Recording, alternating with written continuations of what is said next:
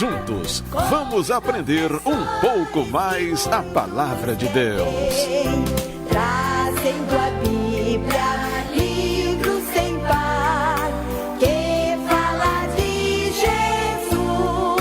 Escola Dominical. Que tem que estudar. Apoio Departamento da Escola Bíblica Dominical da Igreja Evangélica Assembleia de Deus em Camboriú. Trazendo a Bíblia, livro sem par, que fala de Jesus.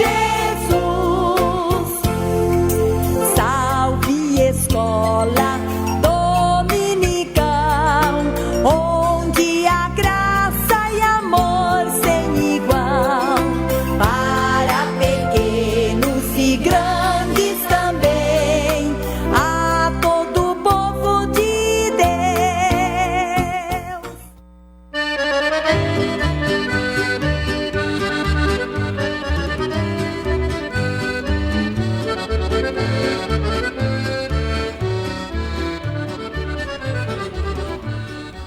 Revestivos como eleitos de Deus, santos e amados, de entranhas de misericórdia, de benignidade, humildade, mansidão, longanimidade, suportando-vos uns aos outros e perdoando-vos uns aos outros, se algum tiver queixa contra outro, assim como Cristo vos perdoou, assim fazei vós também. E sobre tudo isto, revesti-vos de caridade, que é o vínculo da perfeição, e a paz de Deus, para a qual também fostes chamados em um corpo, domine em vossos corações e sede agradecidos. A palavra de Cristo habite em vós abundantemente em toda a sabedoria, ensinando-vos e admoestando-vos uns aos outros com salmos, hinos e cânticos espirituais, cantando ao Senhor com graça em vosso coração. E quanto fizerdes por palavras ou por obras, fazei tudo em nome do Senhor Jesus, dando por ele graças a Deus Pai. Texto que está em Colossenses 3, versículos de número 12 até o 17. Com essa palavra, cumprimentamos a todos os irmãos com a paz do Senhor que estão conosco, nos ouvindo, acompanhando a Escola Bíblica, o início de uma semana. Também cumprimentando aqui o presbítero Ricardo Mendonça, que é nosso professor aqui, que nos auxilia, né? E eu também auxilio ele, um auxilia o outro. E o presbítero Claudino Silva hoje na técnica de som, sempre animado e satisfeito. Preparou o bolinho para o Fabiano não pôde vir, vai perder o bolo hoje. Fabiano teve que fazer uma prova, então ele não está hoje e provavelmente também não vai estar domingo que vem. Eu estive ausente, se eu não me engano, 2 domingos. Estive em seminário em outra cidade, e aí como eu durmo lá, acabo ficando por lá mesmo. Mas eu fui muito bem tratado lá também, e até estou engordando um pouco esses congressos aí. Irmão Ricardo, sua palavra. Amém. Glória a Deus. Eu também quero cumprimentar os irmãos com a paz do Senhor e falar da minha satisfação de estar mais um domingo aqui juntamente com o nosso professor Mor, evangelista Moelia Uller. Também cumprimentar o irmão Claudino, que está ali na técnica de som, que já fez a gente rir um pouquinho hoje de manhã. Isso é um dom que ele tem, né? De fazer a gente rir. E graças a Deus por isso, por ter ele como amigo, como companheiro aqui todos os dias, todas as manhãs. Quero desejar aos irmãos que estão lá do outro lado do rádio que Deus possa falar conosco de uma maneira toda especial, pois essa lição para mim é uma das mais importantes desse ciclo de lição que nós estamos estudando, né? E que Deus venha nos abençoar e nos guardar e continuar falando conosco. Glória a Deus.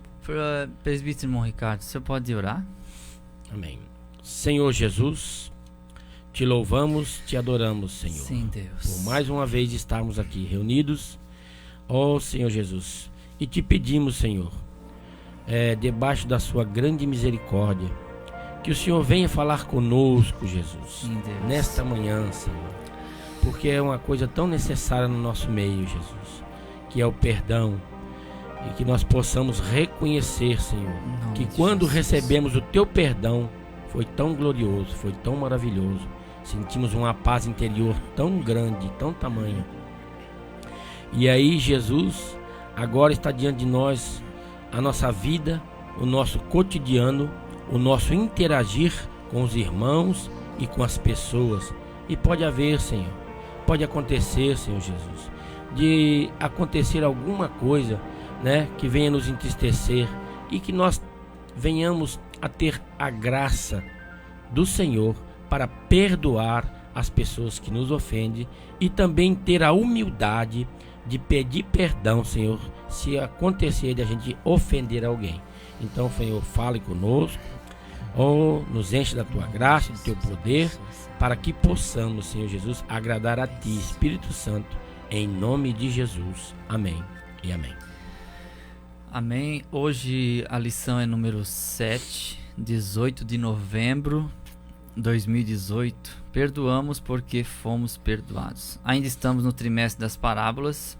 Então, hoje é sobre Mateus 18, que é o capítulo do perdão. Lucas 15 é o capítulo dos perdidos e achados. E Mateus 18 é o capítulo do perdão. O texto áureo, que se encontra em Mateus 18, 35, diz assim, ó: assim vos fará também meu Pai Celestial, se do coração não perdoardes cada um a seu irmão as suas ofensas. E a verdade prática diz: assim como Deus nos perdoa, graciosamente precisamos perdoar aqueles que nos ofendem. Ó, Ricardo. Eu falei que eu acho, né, e penso que essa lição é uma das mais importantes, porque ela vai falar do perdão, né? E geralmente quando a gente tem que perdoar ou liberar o perdão para alguém é porque fomos ofendidos. Ou quando temos que pedir perdão porque ofendemos alguma pessoa. E isto, irmão Eliel, o perdão na vida do crente, eu tenho, né, já caminhado por esses anos todos na casa de Deus e tenho visto que isso é uma coisa que está faltando muito. O crente, muitos crentes não estão entendendo que o perdão tem que andar colado conosco no nosso dia a dia, né? Na nossa vida, durante a semana, os meses e os anos que o Senhor Jesus nos der aqui na face da terra, porque é uma coisa, o não perdoar é uma coisa que o inimigo tem se apropriado para roubar a salvação de muita gente. Tem muitos crentes que às vezes convida, até minha esposa convidou um crente agora há pouco tempo para vir para a igreja, porque ele está meio afastado. Ele disse: eu não tenho forças, eu não consigo. E muitas das vezes, né, são vários os motivos, mas como hoje nós vamos falar do perdão, muitas das vezes é porque não perdoa, não consegue perdoar. E aquela raiz de amargura dentro do coração, e ele alimentando aquilo, sorvendo este veneno, porque é um veneno que ele mesmo está tomando, né? E tem afastado muitas pessoas da casa do Senhor, e muitas pessoas dentro da casa do Senhor afastadas de Deus, porque não consegue perdoar.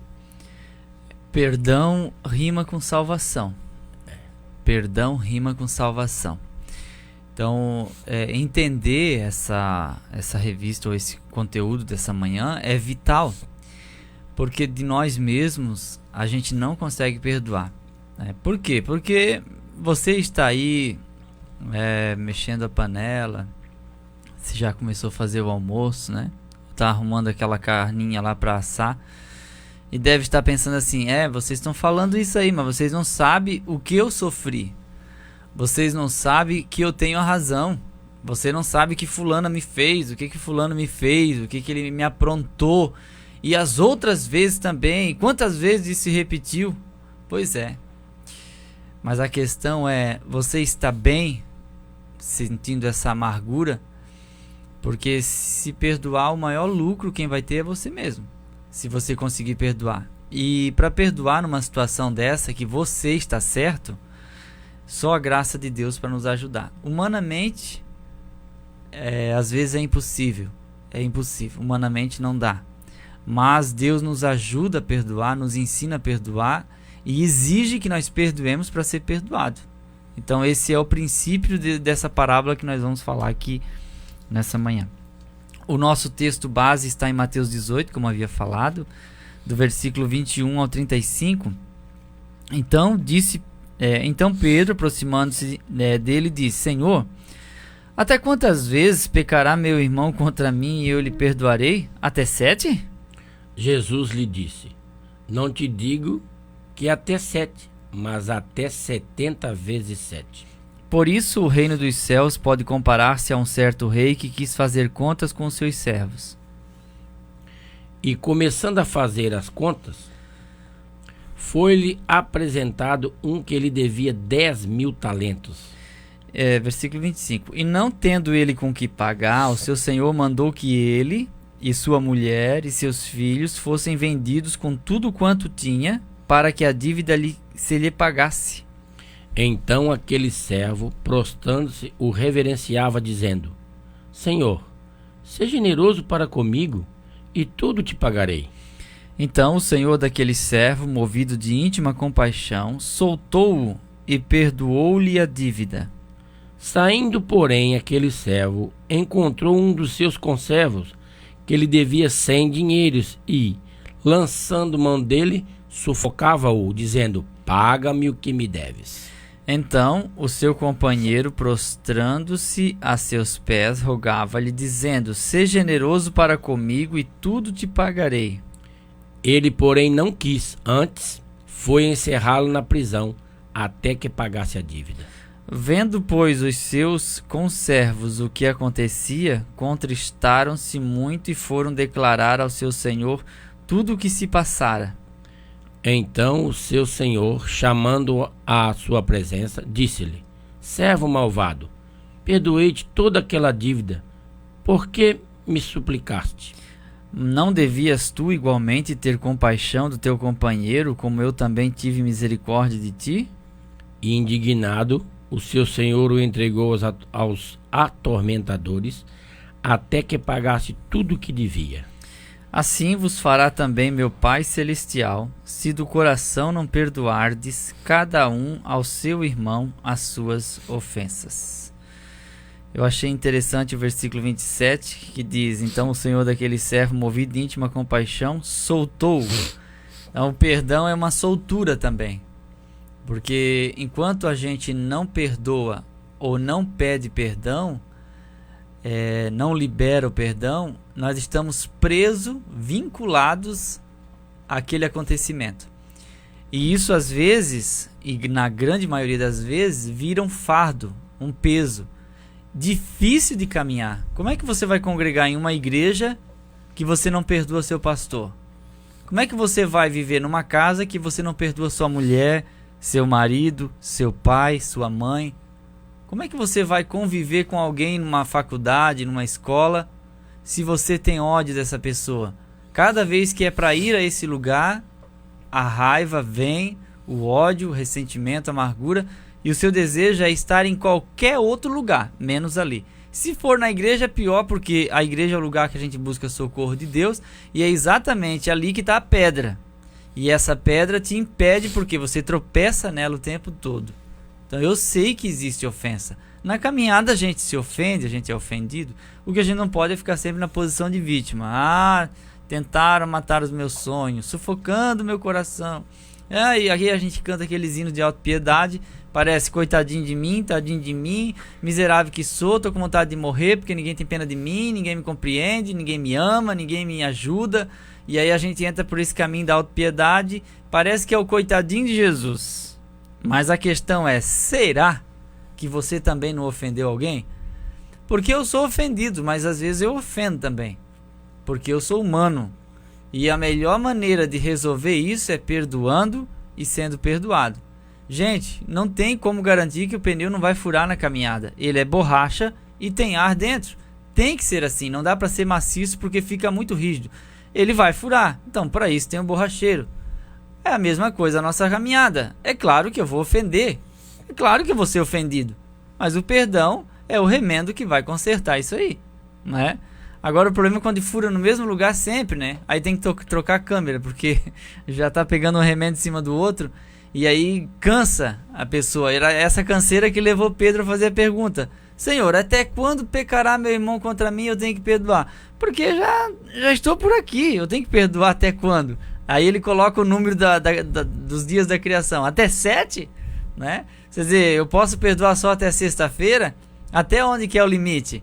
Só 7 ofensas por dia, por semana, por mês? Como é que é? Né? A questão dele, porque ele já está cansado. Então você já está cansado de perdoar. Só que a Bíblia diz, e não nos cansemos de fazer o bem. Então não tem como escapar dessa necessidade. O caminho da cura é esse. O que me chama a atenção na leitura bíblica em classe, irmão Eliel, é como a falta de perdão cega as pessoas. Cega o entendimento das pessoas. Uma coisa terrível. Porque, olhe bem, o versículo 28 diz assim, ó.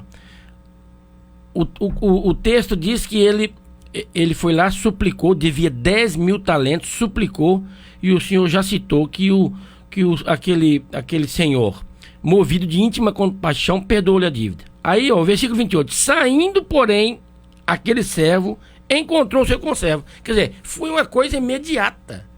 Ele foi perdoado ali, sentiu aquele alívio, né, dentro de si, certo? Na sua alma, no seu espírito, e também, meu Deus, como é que eu iria pagar esse né? A lição vai dizer quanto é mais ou menos que vale no dia de hoje, 10 mil talentos, né? É coisa de milhões de dólares. E ele saiu dali e já encontrou. E ele não teve capacidade de entender, né, que aconteceu a mesma situação com ele ali, minutos antes, e já começou a sufocar o outro. Não perdoar. Olha só como que a falta de perdão cega as pessoas. Não teve esse entendimento. Meu Deus, eu acho que até um adolescente ou uma criança que não tem muito entendimento ia pensar, puxa vida, acabei de ser perdoado ali, como é que eu não vou perdoar ele? Meu Deus.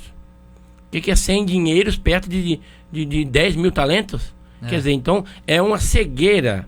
E a pessoa vai alimentando aquilo, né? Trazendo para os nossos dias. A pessoa vai alimentando aquilo, a sua vida. Meu Deus. Conheci pessoas que anos. E conheci pessoas também, irmão Eliel, que relutou porque foi muito ofendida. Essa pessoa que eu estou te falando é da minha família. Foi um problema lá em Minas Gerais. Faz tempo já isso. Dentro da minha família, não perdoava. Esse que estava ofendido não era crente. E o que ofendeu era crente. Mas aí um dia, essa pessoa virou para mim e falou assim, ó, eu cansei de viver com isso. Olha bem, não perdoava. Eu cansei, não era crente, meus irmãos. Eu cansei de viver com isso. E começou a conversar. Ela pediu perdão, o jeito dela, porque não conhecia a palavra de Deus. E hoje ela mora fora daqui, né? Mora em outro país, mas liga sempre para essa pessoa, né? É uma sobrinha e uma tia. Sempre liga, sempre fala. E ela disse para mim assim, a partir do dia que eu deixei essas coisas para lá, botei uma pedra em cima do passado e perdoei, e estou convivendo, estou interagindo, a minha vida mudou. Que coisa. Às vezes fica o nosso ego, né? Vamos ler a introdução então. Diz assim, ó, essa parábola é uma daquelas que trata do relacionamento entre os discípulos de Cristo, ou seja, como esses devem se comportar no âmbito do reino. Apesar de nossas Bíblias a intitularem de a parábola do credor incompassivo, o que ela ensina de fato é a forma de lidar com a ofensa e com o perdão. Ela mostra a graça e, ao mesmo tempo, a responsabilidade. Se por um lado Deus nos perdoa por intermédio de sua infinita graça, por outro temos a responsabilidade de perdoar aqueles que nos ofendem. Há quem julgue que ser esta uma das parábolas menos complexas entre as que foram pronunciadas por Cristo. Ela acaba sendo contada por Jesus por causa de uma pergunta de Pedro a respeito de quantas vezes devemos perdoar nosso irmão, e termina dizendo como nosso Pai Celestial fará conosco. Ou seja, uma vez que fomos perdoados, devemos da mesma forma perdoar todos aqueles que nos ofendem. Bom, Ricardo?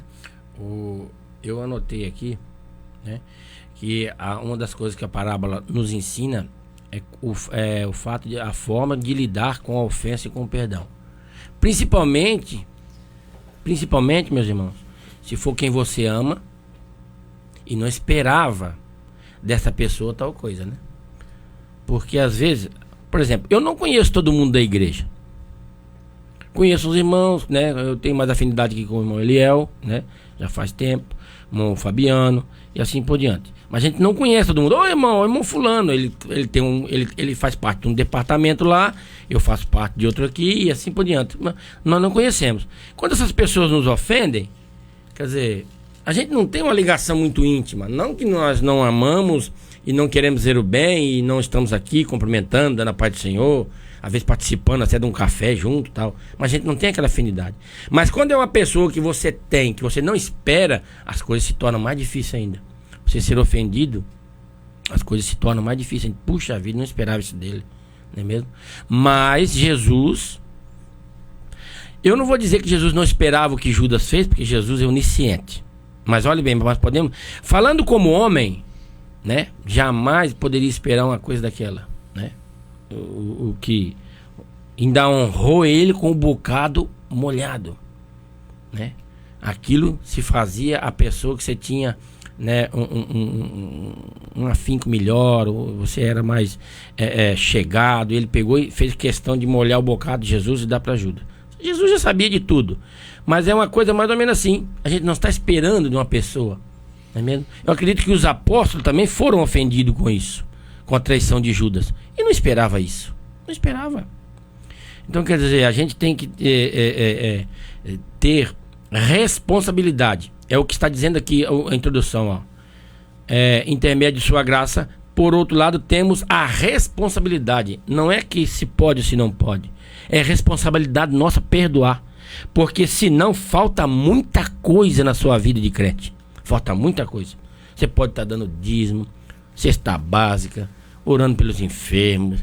Você pode estar pregando. Você pode estar cantando. Você pode ser um membro ativo na sua igreja. Mas se você não consegue perdoar, falta tudo. Faltou tudo. É uma responsabilidade. Por que responsabilidade? Porque se você vai se perder por causa disso. Vai se perder. Alimentando essa mágoa. Não conseguindo perdoar. Quer dizer, então você não tem cuidado nem de si mesmo.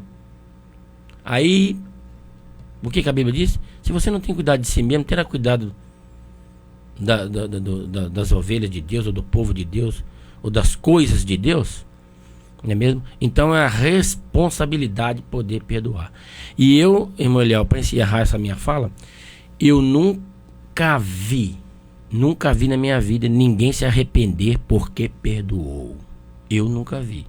E sempre que vejo uma pessoa perdoar depois de muita luta e muita falação e dizer que não, eu estou com a razão, ele está todo errado, olha o que ele me prejudicou. Eu vi as pessoas se deslancharem na vida, mudar até o semblante do rosto, depois que perdoou, depois que entendeu o que é o perdão, certo? Então, não tem dúvida, né? O perdão é isso aí. Importante. O senhor quer ler aí o tópico 1, Tudo bem, Ricardo? Vamos ler. Interpretando a parábola do credor incompreensivo. A nova vida do reino, no reino de Deus. O capítulo 18 de Mateus traz os ensinos de Jesus sobre a conduta dos seus discípulos como membro da nova comunidade trazida à existência por intermédio do recebimento de sua mensagem, os discípulos do reino de Deus. O reino possui valores essencialmente diferentes daqueles que caracterizam as instituições terrenas e as organizações deste mundo. Lembre-se de que, nesse reino, os humildes são os verdadeiramente grandes. No reino de Deus, o inferior e mais apagado, súdito, leal ao seu rei, possui valor imensurável. A suprema ofensa na comunidade do reino é quando os mais fortes e dominadores tornam a caminhada de fé dos irmãos mais fracos e mais sensíveis difícil. De igual modo, mostrar desprezo pelos irmãos em Cristo é algo inaceitável. Com o objetivo de solidificar ainda mais o ensino deste reino, Jesus fala sobre o perdão. E Pedro, admirado, faz a pergunta, e o Senhor então conta a parábola. Ao longo da história da igreja, os intérpretes não alegorizam tanto esta parábola quanto o fizeram com as outras. A mensagem que a parábola quer transmitir é unicamente o perdão de Deus e a obrigatoriedade que os homens têm em perdoar em função de Deus já tê-los perdoados. Para finalizar, ela adverte a respeito do juízo divino sobre aquilo que se negam a fazê-lo. Emanuel? Então, a nova vida no reino estabelece uma nova regra para o viver diário. Quando nós mudamos de país, nós precisamos se adequar à legislação em vigor naquele país. Cada país tem a sua constituição. Quando nós aderimos ao reino de Deus, nós temos que também buscar a constituição desse reino. E essa constituição é a Bíblia Sagrada, ela é o padrão. A Bíblia Sagrada é o padrão. Então, nesse padrão, existem valores exclusivos que são, de uma certa forma, ensinados e propagados por aqueles que representam esse reino que somos nós. E uma dessas coisas que é ensinada como valor é a obrigatoriedade do perdão. Não é uma opção. Se fosse uma opção, seria uma opção de Deus. Arrependeu, Deus teria a opção, perdoa ou não perdoa. Mas a Bíblia diz, se arrependeu, Deus perdoa. Agora, nós não temos uma opção de perdoar ou não perdoar, nós temos a obrigação. Não há meio termo nisso. Nós somos obrigados a perdoar. Ah, mas eu não quero ir para o céu. Bom, então não perdoa. Porque a salvação está ligada ao perdão. Amém. Não tem como desvincular isso. É algo intrínseco, né? Está relacionado. Então essa parábola foi a menos alegorizada na história e é considerada uma das mais fáceis de ser interpretada. Então, como ela tem um objetivo claro já inicialmente relacionado ao perdão, como fala de dois credores, né? O rei chamou um que devia 10 mil e esse um tinha alguém que lhe devia 100 denários. Depois a gente vai classificar isso. Então, o que é relatado como história da parábola traz a ilustração do perdão. Mateus 18 é o capítulo do perdão. Aquele texto, tudo que ligar na terra será ligado no céu. As pessoas ficam usando ele isoladamente para simplificar qualquer coisa. Qualquer bobagem. Vão inventar uma história aqui acerca de qualquer coisa, dois concordar, vai ser concordado no céu. Não é assim, é o que está relacionado ao contexto que está falando do perdão. Tudo que ligar, diz aqui, será ligado no céu. Então, se eu não ligar aqui, no céu está desligado. Quem é que está desligado no céu se eu estou desligado do irmão Ricardo na terra? Eu estou. O irmão Ricardo está ligado. Porque partiu de mim a divisão. Então eu estou desligado do irmão Ricardo, consequentemente eu estarei desligado no céu. Quando eu ligar aqui na terra, é esse o princípio que está falando ali. Glória a Deus. Deus vai ligar no céu, porque eu estou desvinculado do reino. É a mesma coisa Adão e Eva, criado perfeito, com uma ligação com Deus, comungavam, participavam, dialogavam na viração do dia, até o dia que eles pecaram, houve o quê? Medo, culpa e vergonha. E o medo, a culpa e a vergonha causam o afastamento, e aí eles perderam essa ligação. Através daquele couro de animal, eles foram vestidos, e aí houve uma aproximação entre eles e Deus, mas mesmo assim, a medida de Deus disciplinar foi expulsá-los do paraíso. Então nós não merecemos estar no reino se nós não perdoamos. Nós seremos lançados aos atormentadores pela ausência do perdão. Eu sempre brinco que eu não guardo nem dinheiro, como é que eu vou guardar rancor, né? Porque sempre que eu penso a respeito do quanto as pessoas já me magoaram, do quanto as pessoas me feriram, do quanto me decepcionaram, eu me lembro que eu também decepcionei, que eu também feri, que eu também magoei, que eu também precisei do perdão de alguém. Então o problema é quando o nosso egoísmo nos faz ver apenas a ofensa e nunca aquilo que nós falamos como ofendido, ou aliás, como ofensores. E aí a gente fica no nosso ego, no nosso orgulho. Não, ele que tem que vir. Não. E tem um outro ensinamento errado que eu já ouvi muitas vezes, de que quem é ofendido deve pedir perdão. Eu não sei qual a Bíblia que essas pessoas estão lendo, porque eu não encontrei nenhum texto que dê base para o ofendido pedir perdão. O ofendido, ele tem que buscar uma reconciliação. Pedir perdão, não. A Bíblia diz muito claramente em Mateus 18. Leia Mateus 18 com calma. Se o teu irmão pecar contra ti, vai e repreende ele, entre ele e tu só. Não faz muvuca, não faz alarde, não propaga, não dissemina nada. Repreende.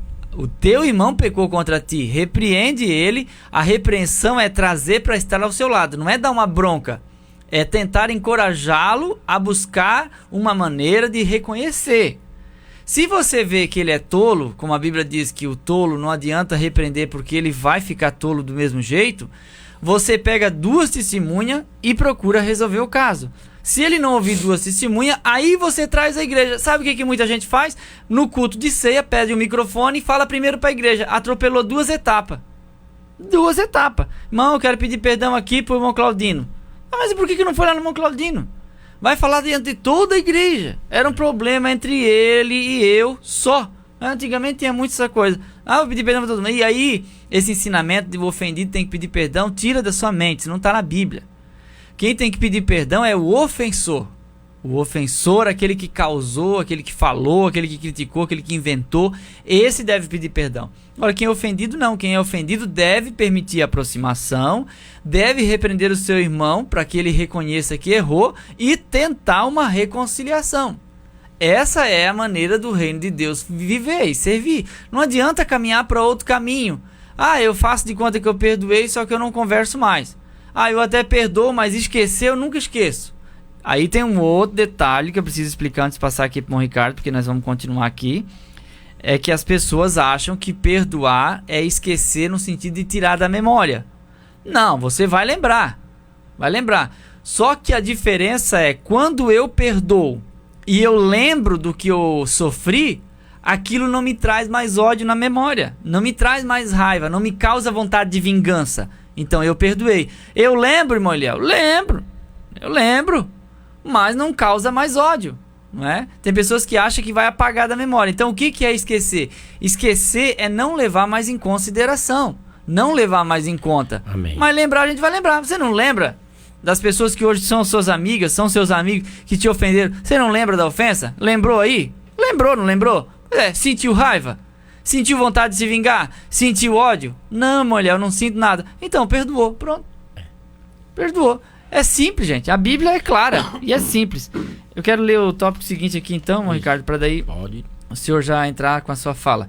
O perdão ilimitado. Pedro parece ter incomodado a respeito do que Jesus havia ensinado acerca do perdão no âmbito do reino. A pergunta do apóstolo parece simples, mas traz um pano de fundo judaico. Pedro quer saber quantas vezes deve perdoar o irmão ofensor. Talvez tenha se sentido generoso ao sugerir até 7. Na tradição rabínica, não se exigia que alguém perdoasse mais do que 3 vezes. A resposta do mestre certamente perturbou a Pedro. Porém, é preciso lembrar de que Jesus está se valendo de uma hipérbole. Ou seja, não devemos entender tal número no sentido matemático preciso. Jesus ensina a perdoar quantas vezes forem necessárias. Mas isso também deve ser feito de coração. Isto é, devemos perdoar com liberalidade e sinceridade. Eu vi muitas pessoas, irmão Eliel, fazer essa conta na minha caminhada de fé. 7 vezes? Aí, não, Jesus falou 70 vezes 7. Aí multiplica e dá 490. Mas é por dia? Não, é por dia. Aí quer dizer então que se eu perdoar 490 e a pessoa pecar contra mim 491, não vou perdoar. Não vou perdoar, porque Jesus falou, eu já vi muita gente dizer isso. Ele pecou 491 vezes, Jesus falou 490, e se você não perdoar, não adiantou nada perdoar as 490 para trás. É que os números são só ilustrativos. Isso. Não é como levar o pé da letra. E outra palavra por dia não aparece no texto. A pessoa diz é por dia? É por dia. Parece. Tá, mas e cadê o versículo? Pois é. E aqui, ó. O tópico inicia assim, ó. Perdão é ilimitado. Foi o que Jesus quis dizer. Foi o que Jesus quis dizer. Perdoar sempre. Perdoar sempre. Perdoar sempre. Que 7 vezes, rapaz? 70 vezes 7. Às vezes a gente usa isso até no nosso dia a dia. Não precisamente com o perdão, mas com várias situações, né? A gente bota uma coisa sobrenatural aí, né? Por exemplo, eu já falei com você 1 milhão de vezes. Quer dizer, você não falou 1 milhão de vezes. Só força de expressão. É a força de expressão que você está querendo dizer que o que você quer que seja feito, ou o que você falou, é o que deve ser feito. É unicamente Isso, não é mesmo? E termina dizendo, mas isso também deve ser feito de coração. Isso é, devemos perdoar com liberalidade e sinceridade. Porque quando não é com sinceridade, é aquilo que o meu Eliel falou. Você continua remoendo aquilo. Eu perdoei, mas não faço de novo. Mas se fizer de novo, você tem que perdoar de novo. Né? Irmão, não é... irmão Ricardo, você não sabe o que fizeram comigo. Mas, querido, o que está em risco aqui, o que está em jogo aqui, é a sua salvação, querido. É você estar perdido eternamente na eternidade ou salvo. É a sua salvação. E que coisa há mais importante do que isso? Que coisa há mais importante do que isso? Se você não perdoar, o último versículo do texto que nós lemos vai falar: assim vos fará vosso Pai que está no céu, né? Aquilo que fez o Senhor, que quando perdoou os 10 mil talentos, mandou chamar de novo. Você não perdoou, o outro te devia tão pouquinho se você não perdoou, então agora eu vou lançar um juízo em cima de ti. É o que Deus vai fazer. Então o que está em jogo aqui é a sua salvação. Nós temos responsabilidade nossa perdoar, porque o que está em risco, o que está em jogo é a nossa salvação. Se você perdoar, você vai alcançar a eternidade com Cristo. Se não perdoar, não vai alcançar. Então, meu querido, não tem esforço nenhum na face da terra, né, irmão Léo, que vá poder dizer assim, ó, eu cheguei aqui por causa desse esforço meu. Eu estou aqui hoje sentado nas bodas do Cordeiro, ceando com Cristo por causa de um esforço meu. Não foi esforço teu. Não foi esforço teu. Ele morreu, ele nos amou primeiro e ele nos deu o perdão dos nossos pecados e nos ensinou o que fazer a respeito da ofensa na nossa vida, certo? Agora, se você... Porque eu já vi gente dizer, irmão, criado na igreja. Pessoa conhecida que o irmão Eliel conhece a família inteira. O irmão Claudino conhece muito mais do que nós ainda. Essa família inteirinha. Dizia assim, ó, eu sei que eu vou pro inferno. Eu vou pro inferno, mas eu não perdoo. Já pensou uma coisa dessa? Eu acho que ela também, essa pessoa, não conhece muito sobre inferno. Conhece pouco. Se conhecesse mais, talvez não falaria isso. Pode ler uma dívida impagável, irmão Ricardo? Glória a Deus. Uma dívida impagável. Os servos de um rei eram oficiais de alta posição a serviço do imperador. Alguns deles, muitas vezes, em determinadas ocasiões, apresentavam grandes somas de dinheiro do tesouro imperial. Nesta parábola, a quantia mencionada por Jesus é, mais uma vez, deliberadamente dada com exagero. É uma hipérbole que visa tornar mais nítido o contraste com a segunda dívida, sem dinheiros. É difícil achar um equivalente no sistema monetário moderno, mas o comentário bíblico de Bacon, é assim? Sim. Compara um talento com cerca de $1.000 americanos, sendo que 10 mil talentos, segundo o mesmo comentário, equivalem ao valor de 10 milhões de dólares. Olhe bem. Trata-se de uma dívida impagável. O que Cristo quer ensinar é a completa falta de esperança de pagarmos, melhor dizendo, o incomensurável débito que geramos por causa dos nossos pecados, até que eles fossem perdoados gratuitamente por Deus, por intermédio da morte do Filho de Deus na cruz do Calvário. O talento era uma medida monetária de peso naquela época. Se media entre 40 e 60 quilos aproximadamente um talento. Então se pesava assim, e essa era uma medida no âmbito financeiro. Aquela parábola dos talentos, ela passa por esse caminho, né? Ali não está falando de habilidades pessoais. A gente costuma usar talento no sentido de habilidades, mas esse talento aqui era uma medida monetária. Então 10 mil talentos equivalia a todo o pagamento da Palestina de impostos a Roma naquela época. Então Jesus estava usando uma figura de linguagem chamada de hipérbole. Hipérbole é o exagero em uma expressão para dar um sentido.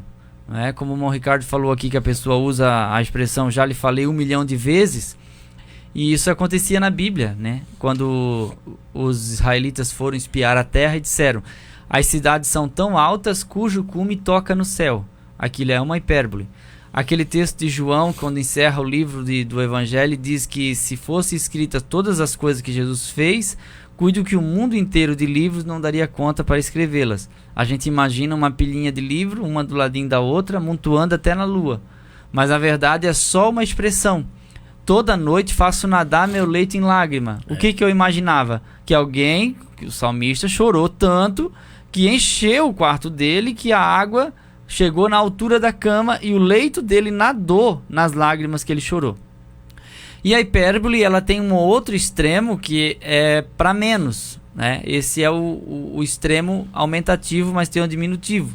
Quando Davi disse para Saul: o que viesses a procurar no deserto? Uma pulga? Então ali é uma hipérbole que Davi está usando relacionada a si mesmo, dizendo a Saul: para você, eu sou uma pulga perdida no deserto, você vive me procurando. Aquilo é uma hipérbole também. Então assim, para viver bem hoje, para viver bem, nós temos que viver aí aproximadamente 29.200 dias. Para a gente viver bem com 80 anos. Beleza, com 80 anos você se considera aí abençoado por Deus, porque a nossa vida é 70, mas alguns pela sua robustez, pela sua força, chega a 80.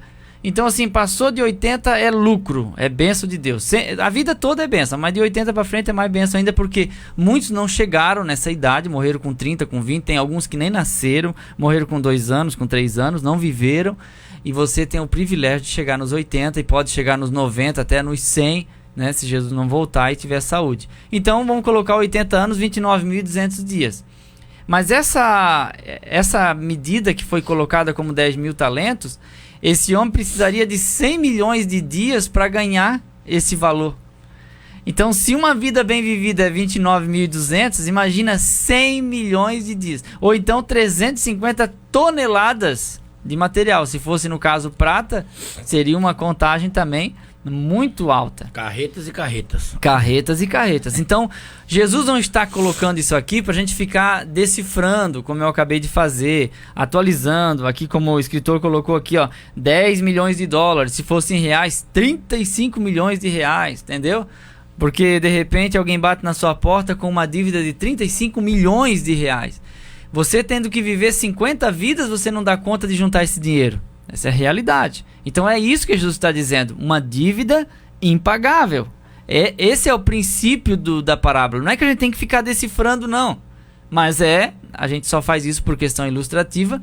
Mas o que Jesus está querendo dizer não é que a gente tem que somar quanto é que custa. Mas ele está dizendo que o que ele fez por nós trabalharíamos 50 vidas, 100 vidas, 1 milhão de vidas. E nós não daríamos conta de pagar. Aí assim, a dívida nossa era impagável, e ele disse assim, ó, irmão Ricardo, pode ficar tranquilo, você não deve mais nada, eu paguei na cruz por ti. Glória a Deus. Aí o irmão Ricardo vai e encontra alguém que lhe causou um pequeno problema. Esse é o princípio. O irmão Eliel encontrou alguém que lhe deve 10 pila, 10 reais, mas alguém me perdoou de 1 milhão de reais. Eu acabei de esquecer a quantidade de perdão que eu recebi, e ele pegou, no caso eu pegaria essa pessoa, sufocava e dizia, paga meu 10 reais, senão eu te mato. Eu acabei de ser perdoado de milhões e milhões e milhões. Esse é o princípio do perdão. Deus te perdoa, como diz aquele hino. Então por que você não perdoar? Sabe quando que Deus não perdoa? Quando eu não perdoo. É uma das poucas vezes em que Deus segue o meu padrão para estabelecer uma meta. O padrão ali não é Deus, sou eu nesse caso. Ele vai perdoar? Vai. Quando? Quando eu perdoar. Deus não vai me perdoar? Não, não vai me perdoar. Quando? Quando eu não perdoo. Porque aí começa daqui para lá. Esse é vertical, mas ele começa daqui de baixo. O meu relacionamento com Deus começa com o meu irmão. E o que tem de dívida e devedores, que vive se degladiando, e até chora no culto de ceia, se abraça, mas do fundo do coração não perdoou. Não perdoou, e você sabe que não perdoou. Você sabe que não consegue perdoar. Peça ajuda a Deus. Clame a Deus. Faça um propósito com Deus, ore a Deus, entregue a Ele, peça graça, peça força, não é? Principalmente se é alguma coisa de família que você vem arrastando, precisa perdoar e colocar uma pedra em cima disso. Não pode ficar cada vez no Natal, na Páscoa, no Ano Novo, no aniversário, recordando a velha mágoa, trazendo lixo para o momento da refeição, trazendo aquele peso, aquele fardo, jogando sobre os outros, né? Aquilo que causou dor no passado e vivendo aquela mesma sensação a vida toda. Isso chama-se transtorno pós-traumático. É quando eu revivo um acontecimento na mesma intensidade que ele aconteceu na minha vida no passado. Desnecessariamente, porque isso não está se repetindo em outro lugar, apenas aqui, ó, na minha cabeça. É como se essa pessoa, por mais que me pedisse perdão de joelho, tem gente que diz, pode se arrastar, irmão Eliel, pode vir de joelho que eu não perdoo. E tem gente que diz também, se for para ir pro céu com fulano, eu quero ir pro inferno. Eu já ouvi isso já. Eu prefiro ir pro inferno do que ir pro céu com fulano de tal. Tem gente assim, teimosa. E essa pessoa está perdendo. Está perdendo. Eu perdoo todo mundo. Qualquer coisa, mas o que fulano fez eu não perdoo. Eu morro e não perdoo. E tem pessoas que deixaram o pai morrer e não pediram perdão. Deixaram a mãe morrer e não pediram perdão. Como é que fica agora? Como é que fica essa situação?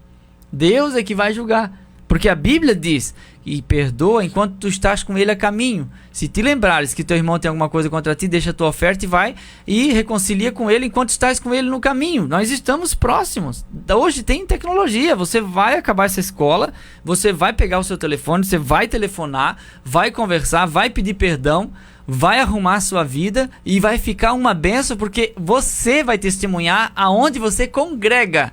Que Deus fez nessa manhã, restaurou sua vida, mudou sua sorte, mudou seu cativeiro, transformou sua história e você vai ser beneficiado e vai beneficiar outras pessoas porque você vai deixar de ser uma pessoa amarga para ser uma pessoa doce. Quando Deus conceder a você a possibilidade de você deixar de ser teimoso e perdoar de coração e a sua alma ser aliviada. E outra coisa, você vai dizer assim, ó, puxa vida, por que eu não fiz isso há mais tempo atrás? E é tão bom quando a gente sente que a palavra está pegando em nós e em quem está ouvindo, né? É bom. Porque a gente sabe que Deus, ele renova nossas forças. Glória a Deus. Vamos lá, a recusa em perdoar então. Ao voltar-se para o segundo quadro da parábola, Jesus diz que um homem, conservo com aquele cujo débito era impagável, devia 100 dinheiros ao servo cuja dívida exorbitante junto ao rei fora perdoada. 100 dinheiros ou 100 denários era uma moeda romana. Mais uma vez o comentário bíblico Bacon faz com a atualização dizendo que o valor equivalia a cerca de 20 dólares americanos, ou seja, uma soma insignificante comparada àquela que o oficial da corte devia ao rei. Contudo, aquele que teve sua dívida perdoada, agora resolve ser absolutamente incompreensivo. Recusa-se a dar um prazo para que o homem pudesse quitar a dívida e ainda mandou que o seu servo fosse lançado na prisão. Os demais servos, ao sentirem-se revoltados pela atitude injusta do credor, incompreensivo, levaram o assunto até o conhecimento do rei. O credor acaba então recebendo o castigo que merece. Jesus termina com a advertência de que Deus fará o mesmo quando não perdoamos cada um de nossos irmãos que nos ofendem. Aí é que entra aquela palavra, entrega aos atormentadores. Olha só, irmão Eliel, o que a recusa em perdoar leva a pessoa. O irmão aí do outro lado, e nós também aqui, que essa parábola e esta palavra também, né? Ela se dirige a nós. Aqui, aquele versículo assim, ó, quem está em pé, olhe, não cuide, não caia. Não é mesmo? Então, quer dizer, olha onde é que vai parar a pessoa que recusa em perdoar.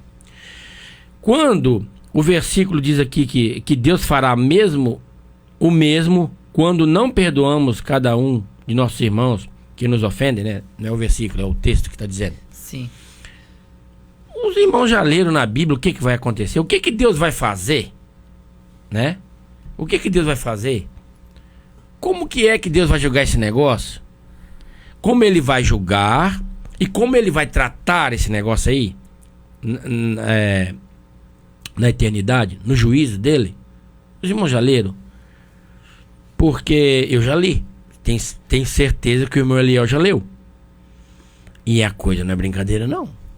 Né? Você, por uma coisa insignificante, porque o dinheiro que o conservo devia era insignificante perto da dívida do outro. Perto da dívida dos 10 mil talentos. Então, quer dizer, o que você tem que fazer hoje em perdoar também é insignificante se você não perdoar perto daquilo que Deus vai fazer com o ser humano. Perto daquilo que Deus vai fazer após o julgamento final. Se você não estiver à direita de Deus, vai ser coisa tremenda. Então procure saber, procure ler. Porque tem gente que não lê, não procura saber, não estuda a Bíblia. Simplesmente ele diz aquilo que o meu Leão falou. Nem que eu vá pro inferno. Você conhece o inferno? Tem gente que procura muito conhecer Jesus e não tem conhecimento nenhum do diabo, irmão Eliel. E a gente tem que conhecer os dois. Conhecer os dois.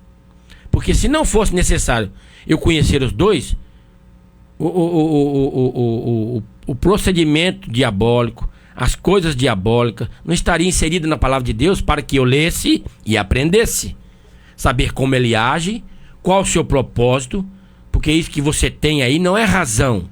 Não é razão que você tem. Você tem uma perturbação na sua vida, uma coisa, uma influência maligna que vai te levar à derrota, vai te levar para o fundo do poço, vai te levar para a perdição. E se você conhecesse bem o que é perdição, né? Se você conhecesse bem o que Deus vai tratar depois de fechar a porta, você pensaria de outro modo. Você pensaria de outro modo. Você agiria, melhor dizendo, de outro modo, né? Porque o que o credor lá incompassível fez? Não quis nem saber. Encerrar ele na prisão aí, vão acabar com a vida dele, porque não me paga o que deve. Pra que peguei emprestado? Por que tá me devendo? Né? Por isso que eu disse no começo, olha só como a falta de perdão cega o entendimento das pessoas. É uma coisa terrível isso. Precisa de muita libertação. Eu oro a Deus nessa manhã para que Deus coloque na presença dessas pessoas homens de Deus, mulheres de Deus, que vai dar conselho sábio, certo? E com uma palavra ungida e cheios do Espírito Santo, possa quebrar essa maldição na vida das pessoas. O texto diz assim, ó, e indignado seu senhor o entregou aos atormentadores. Então, todo o império daquele tempo, dentro daquela cultura, tinha um grupo de atormentadores ou um atormentador, que era uma espécie de punidor. Era alguém que ia para um porão e pegava alguém que merecia um castigo, então ali dava chicotadas, cortava a unha, tirava a unha fora, tirava um dedo. Esse é o atormentador. Alguém diz que era um demônio, mas a gente não tem base para dizer que é um demônio. Alguém acha que o atormentador, no sentido figurado, está relacionado à consciência, que essa pessoa não descansa, mas que há um prejuízo para quem não perdoa, e isso fica claro aqui no texto. E aos atormentadores até que pague tudo o que deva. Imagina uma dívida de tantos milhões assim, impagável, e ele vai apanhar até pagar tudo o que deve. Ele vai apanhar a vida toda. Ele ia desaparecer. Ele ia apanhar a vida toda. Então, assim, quem não perdoa, apanha a vida toda. É isso que a Bíblia está tentando dizer. Assim vos fará também meu Pai Celestial. Ou seja, dessa mesma forma. Porque a gente tem muito aquele negócio. Pai, meu aba, paizinho, aba, pai. Meu pai. Hoje tem muito isso, né? Eu acho bonito essa questão da paternidade de Deus. Só que a gente tem que cuidar para não transformar o aba em um paizinho bonzinho. Porque aqui, o aba está falando que fará do mesmo jeito que o atormentador faz com quem não perdoa. Então, assim, a gente gosta da palavra do pai, mas é claro que ele é nosso pai. Mas quando a gente age como filho. Então, isso é a questão da própria palavra de Deus, trazer dentro da parábola alguma coisa que deixa assim no ar, né? Um critério que é divino. Eu acho que lemos a recusa em perdoar, né? Agora em Cristo, Deus pagou as nossas dívidas. Nossa dívida impagável. A palavra de Deus deixa claro que o salário do pecado é a morte, e do mesmo modo ela ensina que todos somos pecadores. É bom lembrarmos que até mesmo nós, os que servimos a Cristo, outrora éramos mortos em delitos e pecados. É justamente por causa de nossos delitos e pecados que contraímos uma dívida impagável. Assim como aquele servo que devia 10.000 talentos, nós não poderíamos pagar nossa dívida para com Deus. Essa dívida exigia um sacrifício de sangue, pois sem derramamento de sangue não há remissão de pecados. A única forma de pagar nossa dívida seria com o derramamento de sangue, e isso exigiria a nossa própria vida. Portanto, a nossa dívida para com Deus é impagável. Ponto final. É impagável, não dá para pagar. Bom, Ricardo, quer comentar alguma coisa? Ou posso ler o outro tópico? Pode ler. Tá, então vamos ler aqui. Deus pagou as nossas dívidas. O próprio Deus, que poderia ser o nosso Criador eterno, providenciou uma forma para que pudéssemos pagar a nossa dívida. Ele enviou seu Filho na plenitude dos tempos, para que todo aquele que confessar o nome do unigênito Filho de Deus não pereça, não morra, ou seja, não tenha de receber a justa retribuição pela imensa dívida do pecado. Ao morrer em nosso lugar na cruz do Calvário, Cristo verteu o sangue necessário para que a remissão de nossos pecados, ali na cruz, havendo riscado a cédula que era contra nós, Deus em Cristo pagou as nossas dívidas na sua totalidade. Aquele texto de Romanos 8:1, né? Portanto, agora, nenhuma condenação há para os que estão em Cristo Jesus. Complemento de de uma fonte do texto original, né? Que não anda segundo a carne, mas segundo o Espírito. Quando ele diz aqui que o próprio Deus, que poderia ser o nosso credor eterno, quer dizer, nós estaríamos sempre devendo para ele, providenciou uma forma para que pudéssemos pagar a nossa dívida, né? Aquele versículo que é o textual do Novo Testamento, João 3,16, porque Deus amou o mundo de tal maneira que deu seu Filho unigênito para todo aquele que nele crê não pereça, tenha a vida eterna. Não é mesmo? Deus, eu já disse isso aqui, Deus não é tirano, né? O máximo que eu consegui fazer uma comparação no agir de Deus com o ser humano foi assim, ó. Deus olha para nós, vê a nossa limitação, irmão Léo. Vê que somos pó, somos cinza, né? Que em pecado me concebeu a minha mãe, certo? E quando a gente olha para uma criança que está fazendo uma coisa errada, se for filho, ou até se for um sobrinho, ou se for um vizinho, você não vai se arremeter àquela criança para espancá-la ou para tratar com ela de uma forma violenta, porque você sabe que ela não tem nenhuma chance contra você. Você sabe disso. Ela não vai ter nenhuma chance contra você. Você vai pegar ela no colo, vai brincar com ela. Não faz isso, vai dar um conselho. Vai tirar ela daquele efeito que ela está fazendo ali, porque aquilo vai dar um prejuízo grande. E Deus olha para nós da mesma maneira, certo? Porque Ele nos amou de tal maneira que Ele pegou e providenciou. Quer dizer, não, eu não vou matar, eu não vou fulminar o homem. Eu vou providenciar um jeito, certo? Aí entra o grande perdão de Deus na nossa vida. E a prova do seu amor, né? Que a Bíblia diz que Ele prova seu amor por nós. E quando, acho que Paulo que diz, né, que o amor de Deus está derramado nos nossos corações. Sim, Romanos 5. Isso. Paulo diz isso por quê? Porque eu tenho que deixar isso acontecer na minha vida. Porque se eu quiser, eu deixo outras coisas serem derramadas no meu coração. E não o grande amor de Deus. Porque se o amor de Deus estiver derramado no meu coração, eu vou conseguir imitar a Jesus, né?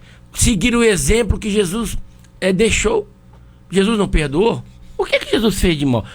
Eu amo Jesus, irmão Ricardo. Jesus foi tremendo. Jesus fez uma coisa que ninguém poderia fazer por mim. Puxa vida. E você não consegue seguir a Jesus? Você é um seguidor de Jesus? Engraçado que a gente vai falando e pouco demora a gente começa a falar para pessoas, né? Porque Deus está nos levando a falar isso. Você é um seguidor de Jesus? Se você é um seguidor de Jesus, se você almeja, né, que Cristo ande com você, ou sentar na mesa com Ele, ou à mesa com Ele, você tem que fazer o que Ele fez. Seguir o exemplo que Ele deixou, certo? E Ele foi enviado e nos deu o grande perdão que nós precisávamos. Ele tirou aquele fardo que eu não podia pagar. Ele tirou aquela condenação que eu estava já na fila. Nós estávamos na fila já. Antes de Jesus morrer na cruz, estávamos na fila. Porque o Salomão que diz, né, o que era já foi. Quer dizer, eu estou... Essa minha vida aqui, ó, está já elaborada por Deus desde a fundação lá. Deus já sabia que eu iria existir e que iria precisar do seu perdão e da sua misericórdia na minha vida. Então, quer dizer, se Deus preparou... Olha bem, meus irmãos, um ser tão tremendo, tão inefável. Tem pessoas que oram bonito, né, irmão Léo?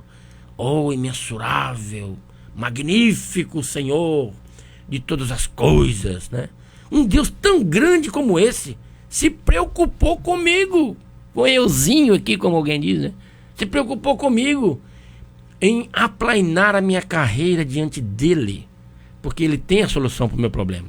E o meu maior problema é o quê? Meu maior problema é se eu não seguir a ele, aonde é que eu vou parar? Então ele preparou um lugar bom para mim andar por ele, para que eu esteja com ele eternamente. Então ele se preocupou comigo. Puxa vida, que ingrato eu seria, não? Que ingrato eu seria se não conseguisse perdoar. Eu acho que já é também uma ingratidão. Porque, poxa, eu fiz tudo por você, rapaz. Perdoa, considera, esquece, bota uma pedra. Tá aí a minha palavra, ensina como é que faz para você perdoar, para você ser um perdoador. A palavra ensina. E a gente, né, vira as costas. Que Deus nos ajude, que Deus nos oriente. O texto bíblico, irmão Ricardo, Atos 7, versículo 60, o último versículo de Atos dos Apóstolos, Estevão, pondo-se de joelhos, clamou com grande voz: Senhor, não lhes imputes esse pecado. Ele estava morrendo apedrejado, não considere isso. No capítulo 8 diz que Saulo consentia na morte dele. Colocaram as roupas de Estevão nos pés de Saulo. E no capítulo 9 a gente vê a conversão do Saulo, que é Paulo, que vai escrever 13 epístolas da Bíblia Sagrada. E se Estevão dissesse: Senhor, mata esse pessoal que está querendo me matar. E quantas vezes a gente vê aquelas pessoas orar de uma forma vingativa, porque a pessoa do outro lado é um ímpio, é um descrente. A gente até fala, um incrédulo. Mas eu penso, e se Deus quiser transformar esse pecador, como a gente chama, né? Porque pecador todos nós somos, mas a gente sempre diz esse não crente. E quem garante que ele não será uma bênção? Então às vezes a gente não lembra, mas a gente incomodou, né? Eu, no meu caso, eu sempre fui da igreja, mas quem nunca que não era crente, que deve ter incomodado os crentes. Se os crentes da época tivessem orado para você morrer, né? Você tinha morrido e não era salvo, né? Mas graças a Deus que Deus não te matou. Então o que Deus quer? Deus quer salvar a nossa alma. É isso que Deus quer. Os discípulos numa cidade lá, eles disseram: Senhor, queres que façamos como Elias e oramos e desça fogo do céu e os consuma? Jesus disse: não, o Filho do Homem não veio destruir a alma dos homens, mas salvá-las. E eles não sabiam do que estavam falando, eles queriam uma sentença. E às vezes a gente não perdoa porque a gente está esperando uma sentença, igual Jonas. Assentou-se num lugar à parte e ficou esperando a destruição. Foi o único pregador da história que ficou desapontado com o sucesso da própria pregação. Ele queria que o povo endurecesse o coração para que Deus mandasse o juízo. Quando o juízo não veio, ele ficou frustrado. Então, quando a gente ora por alguém, de nada vai adiantar orar para que aconteça o mal. De nada resolve para que ocorra uma desgraça. Oração de feiticeiro não funciona. Não adianta, irmãos. Orar para que as pessoas se quebrem, se machuquem, desviem, fiquem desapontadas, desanimadas, desestimuladas, decepcionadas, não vai mudar nada. Deus não ouve esse tipo de oração. Deus ouve a oração, sim, daquela pessoa que perdoou, que ora com amor e que espera que essa pessoa que ofendeu venha buscar reconciliação e ser amigos. A Bíblia diz que o homem bom, Deus faz com que até seus inimigos tenham paz com eles. E a Bíblia também diz: enquanto estiver em vós, tenha paz com todos. Porque às vezes você é o encrenqueiro. Você é a encrenqueira da sua igreja, da sua família. É você. E aí você fica culpando os outros. Mas quem sabe é Deus que está falando contigo. A parte complicada da sua família está ouvindo o rádio agora. Porque você gosta de confusão. E aí dá os problemas que a gente já sabe que ocorrem, você conhece muito bem. Então, quando a gente decide olhar para nós e dizer assim, sou eu mesmo, sou eu mesmo que estou causando, as coisas mudam. Por que a igreja às vezes é ruim? É porque a gente age errado. Por que na empresa ninguém gosta de você? Será que é porque eles são ruins? Todos são ruins? Todos são ruins? É como o tal do líder. O líder diz, esses liderados não me ajudam. Mas você ajuda? Na minha igreja ninguém me visita, mas você visita.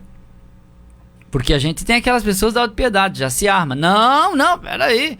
Não, mas ninguém fez por mim. Não, meu filho estava aí, ninguém convidou para vir para o grupo de jovens. E quando o filho do outro irmão estava sem ir, você convidou? Por isso que eu digo que o perdão é a via de mão dupla. Eu perdoo e sou perdoado. Eu te compreendo e sou compreendido. Eu te tolero e sou tolerado. Porque às vezes a gente não tolera nada. Tolerância zero. Pra mim assim, Moliel, fez uma vez, fez pra sempre. Você gostaria que as pessoas fizessem isso com você? É que eu sou taxativo. O que eu tenho pra falar, eu falo, não quero saber se ofende ou não.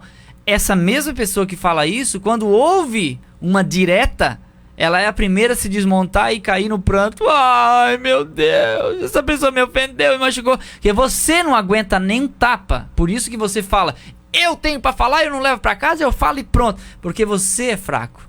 Porque você se ofende. E aí você tenta demonstrar uma força que você não tem. Aí chega uma hora, meu amigo, a corda arrebenta no ponto mais fraco. Você se desmonta. Porque ninguém é super-homem. Todos nós somos falhos. E olha, gente, casamento é outra coisa extraordinária. Não tem ninguém no mundo melhor para te ofender do que seu marido, sua esposa. Porque essa pessoa que casou com você te conhece, sabe como te magoar, sabe como te irritar, sabe pirraçar, sabe te ofender, sabe te magoar. Sabe te irritar perfeitamente. Aí você irrita essa pessoa e acha que essa pessoa não sabe mais te irritar. Aí fica um daqui e o outro de lá. Tá na hora de parar com essa guerra dentro do lar e viver o momento que Deus tem dado para você, viver junto, para que os filhos também vivam num lugar de harmonia e paz. Porque senão, chega na hora que vai reunir todo mundo, um pega um celular, outro pega um tablet, outro pega outro celular, outro vai pra sala, outro vai pro quarto, para outro quarto, e cada um come separado, porque na hora da refeição é uma pedreira. Mas que Deus dê graça, irmãos, para que a gente viva um lar de paz. Que os vizinhos saibam e testemunhem. Essa casa de crente é uma bênção. Essa família é uma bênção. Tem vontade de ir nessa igreja. Porque senão, gente, a nossa palavra não vai adiantar nada se a nossa atitude não estiver de acordo. Para encerrar aqui, só falta um tópico e depois partimos para o último, né, irmão Ricardo? Nada pode nos condenar. Eu vou ler esse, depois o irmão Ricardo lê o terceiro lá, uma vez perdoados, agora perdoamos, né? Porque Deus em Cristo pagou as nossas dívidas e estamos livres da condenação do pecado. É a Bíblia que nos assegura que nenhuma condenação há para os que estão em Cristo Jesus, que não andam segundo a carne, mas segundo o Espírito. No versículo seguinte, Paulo explica que em Cristo Jesus, o Espírito de vida me livrou da lei do pecado e da morte. Assim, porque a misericórdia é uma marca do ensino e do ministério do Senhor Jesus. Podemos dizer que agora somos livres da condenação por tal grande misericórdia de Deus. Irmão Léo, nenhuma condenação há para os que estão em Cristo Jesus. O que é estar em Cristo Jesus? Eu coloquei aqui no rodapé aqui, ó. Jesus certa feita falou assim, ó: quem crê em mim, como diz as Escrituras. Olhe bem. O apóstolo Paulo já foi falado aqui, Pedro. A respeito do perdão, você não encontra na Bíblia Sagrada nenhum desses apóstolos que escreveram, que fizeram uma autobiografia de suas vidas, ou que escreveram as cartas. Tiago, Pedro, Judas, João, Paulo, né?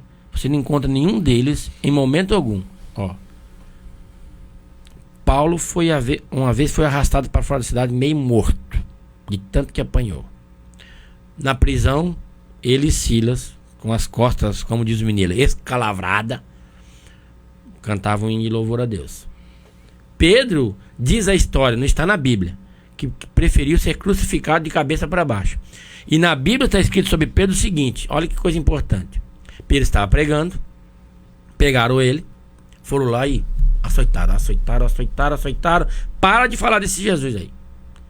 Quando Pedro saiu de lá também, né, todo marcado pelo chicote, ele glorificou a Deus porque não se achava digno, olha bem, meu Léo, de ter apanhado.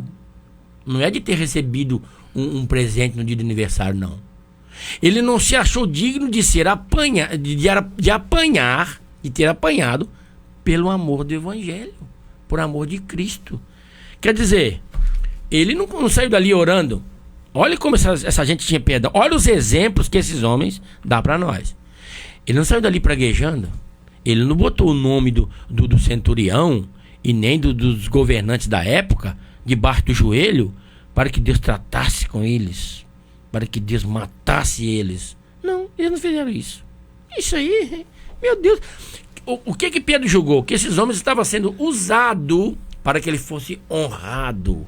Paulo pensava que estava sendo honrado diante de Deus ainda.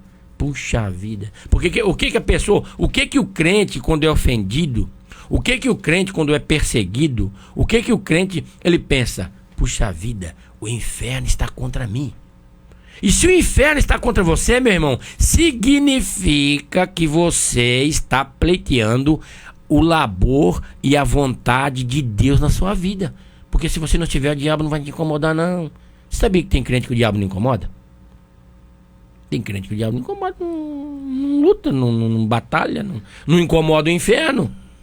Então já é, se você está sendo injuriado, né? Se você está sendo ofendido, sendo certo, fazendo a coisa certa, sendo um autêntico servo de Deus, fique sabendo que você está incomodando o inferno.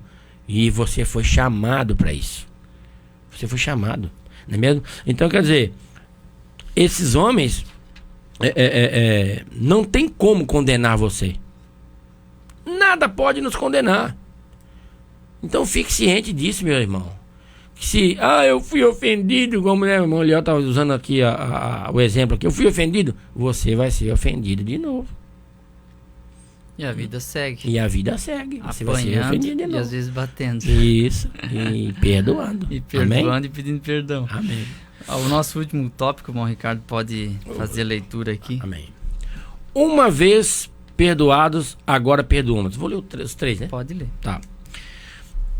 Não endureça o coração. Se a misericórdia é uma marca do ministério de Cristo, deve ser também uma marca de seus seguidores. Por isso, no Sermão do Monte, a misericórdia é apontada como uma das características dos discípulos do reino. Assim, não podemos endurecer o coração para com aqueles que nos devem, uma vez que Jesus jamais agiu dessa maneira. Antes devemos tomar cuidado, pois a ênfase no juízo será proporcional à ênfase na misericórdia. Tópico 2. Devemos agir com misericórdia. O reino de Deus não pode estar presente na vida da igreja quando o mal não é combatido. Olhe bem. A parábola precedida pela pergunta de Pedro ressalta a importância do exercício do perdão. Se Deus nos perdoou quando ainda éramos pecadores, não temos motivo algum para deixar de perdoar aqueles que nos ofendem.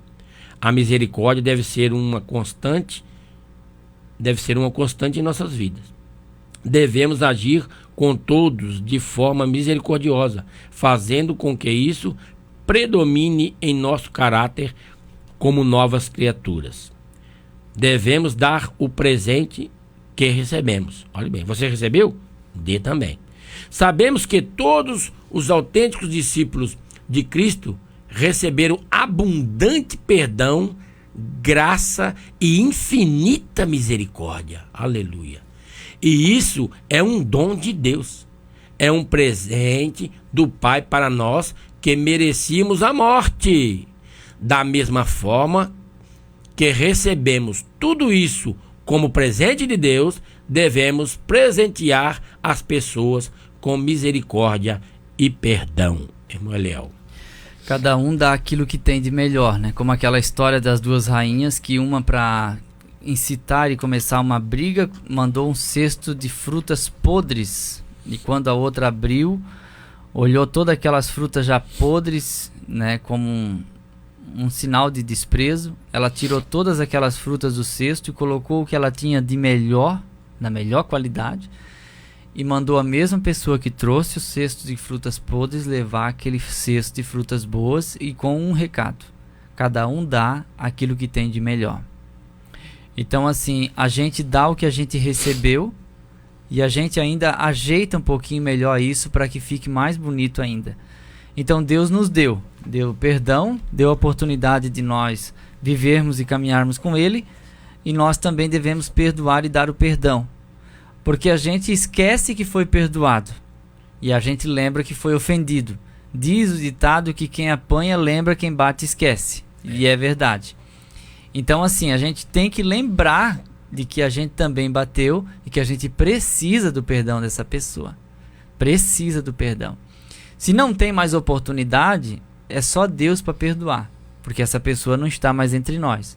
Mas se houver a oportunidade de pedir o perdão ou de perdoar, é bom que perdoe. Aí entra tudo, gente. Aí é o perdão que você tem que dar para sua sogra, é a sua nora que você tem que perdoar, porque duas mulheres apaixonadas pelo mesmo homem não dá certo. Sogra e nora às vezes não funciona muito legal. Às vezes até dá certo, mas tem muita rixa aí. Às vezes pai e filho da mesma forma, né? Precisa pedir perdão para o outro. Às vezes a gente quer que o filho peça perdão, mas a gente nunca pediu perdão para o filho e a gente não ensinou ele, né? Estou falando do filho aí de 8, 10 anos. Ele não me pede perdão, mas você pediu já? Ah, que é isso, mulher? Eu sou o pai. Eu vou pedir perdão para meu filho de 8 anos? O que ele vai pensar? Ele vai pensar que você é um homem de caráter, um homem de Deus, e ele vai aprender a pedir perdão também. Então tem gente que criou-se em um ambiente onde não se pedia perdão para nada. E tem homens até hoje que têm dificuldade de pedir perdão para a esposa. Então o que o homem faz? Ele se chega devagarinho, ele pega um paninho, ele começa a enxugar uma louça, né? Se tiver algum aí enxugando a louça, irmã, e vocês brigaram ontem à noite, pode saber que ele está pedindo perdão. Só que ele não vai falar assim, me perdoa. O que ele vai fazer? Ele vai demonstrar através de atitude. Coisas que você não pede, ele vai começar a fazer, porque é a forma da linguagem que ele tem para te pedir perdão. Aceite isso como um perdão. É um pedido, não falado, mas uma demonstração. Então há casos assim, porque às vezes as pessoas me perguntam: mas mulher, precisa sair da minha boca assim, você me perdoa? Se a tua atitude dizer isso, já tá bom. A pessoa entendeu como um pedido de perdão, funciona também. Você deseja uma reaproximação, e isso é importante para dentro do lar, para dentro da família e para a igreja da mesma forma. Por que muitos pastores nas antigas ofendiam, magoavam do púlpito, né? Hoje diminuiu bastante isso. Então era muito comum, né? Se disciplinava e se falava o que aconteceu, com quem foi e aonde foi, e se falava de uma forma aberta, né? Hoje diminuiu isso. E você desviou por causa disso. Você se magoou, às vezes por causa de uma tinta no cabelo, por causa do cabelo que cortou, ou uma bermuda que vestiu. E até hoje você está aí 20, 30, quando a gente está 30 anos fora da igreja. A pessoa já jubilou, até já morreu, e você não voltou para Jesus porque não perdoa. Que tal a perdoar hoje? Que tal hoje, nessa palavra que Deus nos dirige, você conseguir esse perdão, essa capacidade de perdoar essa pessoa que te causou tanto mal, que te perseguiu, que tentou te atrapalhar, gente? E a gente também é igual clara de ovo. Às vezes quanto mais bate, mais a gente cresce. Às vezes você não quer apanhar para crescer. Jesus diz que quem dá fruto, ele poda. E a poda é um tapa, gente, é uma tesourada.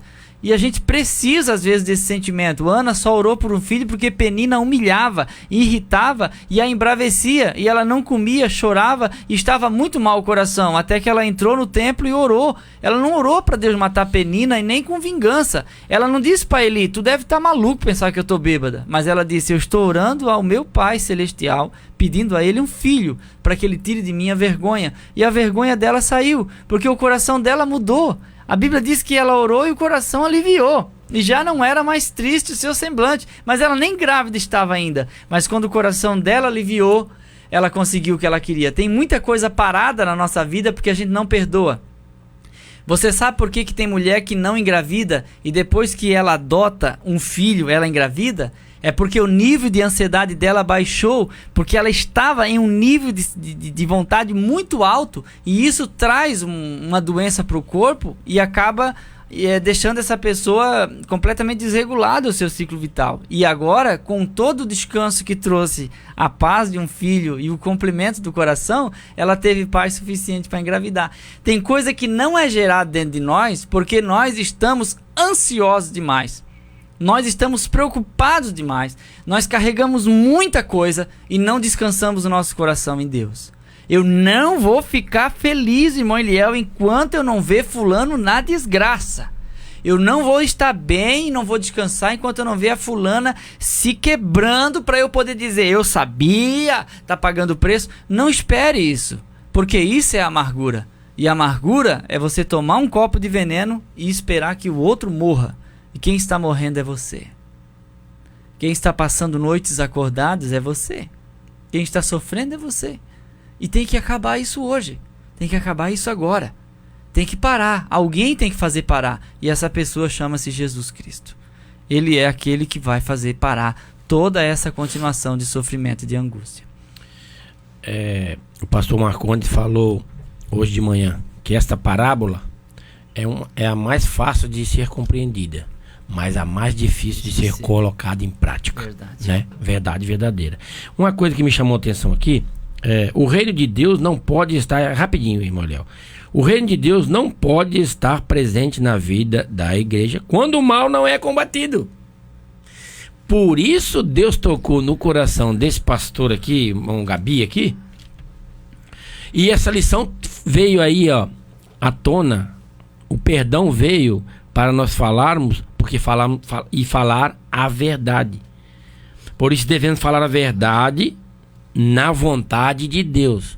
Porque se eu vou lá, me convidado para pregar, vou lá naquela igreja hoje, mas eu quero descascar o cambuim. Peraí, é você que vai falar ou é Deus que vai falar?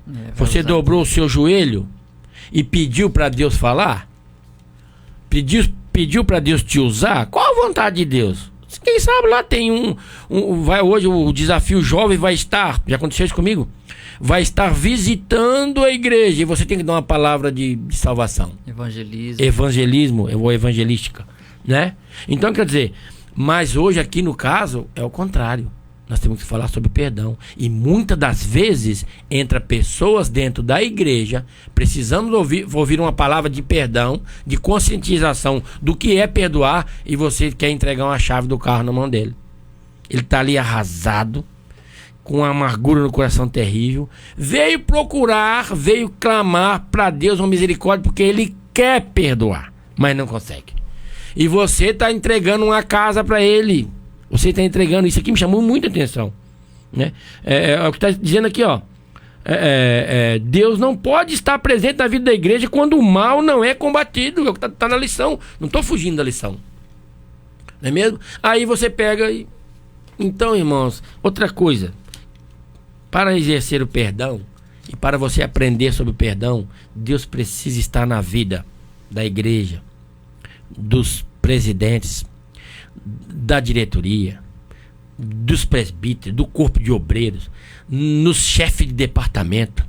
Porque você é chefe de departamento, você pode estar lá com um adolescente ou um jovem que não está conseguindo perdoar o seu colega. E ele é jovem. E se ele for alimentando isso durante a vida dele, meu Deus, que prejuízo tremendo que vai ser.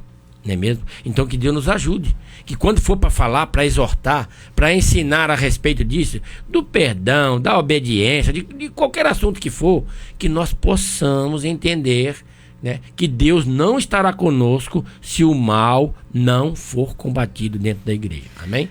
Amém. Encerramos nosso tempo então, vamos orar a Deus para encerrarmos a nossa aula. Pai, obrigado por esse momento, pela palavra que o Senhor dirigiu aos corações, aos nossos corações.